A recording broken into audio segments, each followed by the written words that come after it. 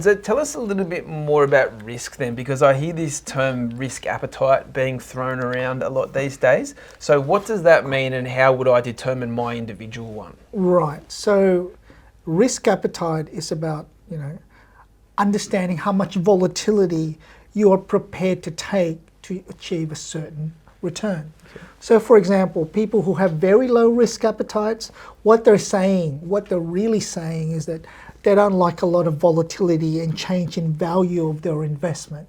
But then as a result of that, they are also prepared to take a smaller return. Mm-hmm. The simplest way to describe this is that investing in cash or term deposits, mm-hmm. where there is no volatility in the asset base, but you do get a very small return for investing that way. Okay. And then on the other side is the people who want more returns, and we always want more returns. Yes. It's about accepting that there is uncertainty in returns and there's volatility. For example, the stock market. Now, if you look at it over the long period of time, that tends to outperform cash. But then on any given year, there are swings in the price of fluctuations in the price of the share market. Mm-hmm. So a lot of people aren't prepared for that, unfortunately. Which is quite.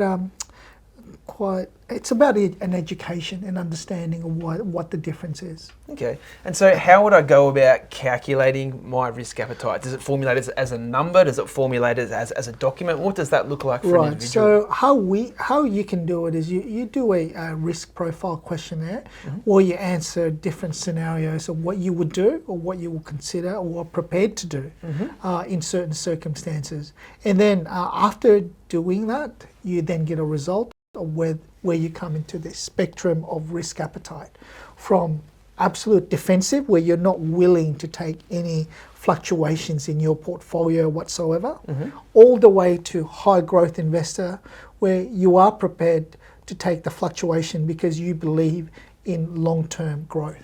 Okay. And so will a skilled operator trained in this field provide better outcomes than someone who's prepared to spend the time, do the due diligence and find outcomes that are specific to their needs? Well, there's pros and cons to that, because yes, they might all start at the same point, mm-hmm. or someone who's willing to do the time and understand, and yes, they will, and as compared to a professional like myself, they will start at the same point. Mm-hmm. Unfortunately, us humans, we're never the same. We grow over time and we change over time. Mm-hmm. And unless you're changing unless you're taking the time to understand that your risk appetite actually changes over time and then tailor your portfolios accordingly, then you might start to diverge. And that's where I take the time to understand my clients' ever-changing risk profiles as they grow and develop, as opposed to someone who's, I'm this particular risk profile and never review it again. Mm-hmm. And they might not be that in 5 or 10 years. Okay, and so you are monitoring and reviewing actively your clients?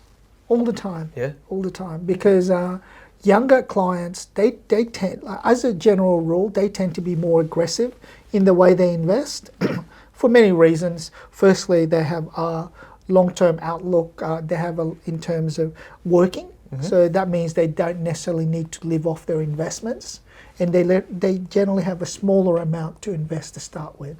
Okay. As opposed to older clients that I have who are preparing to retire or are already retired.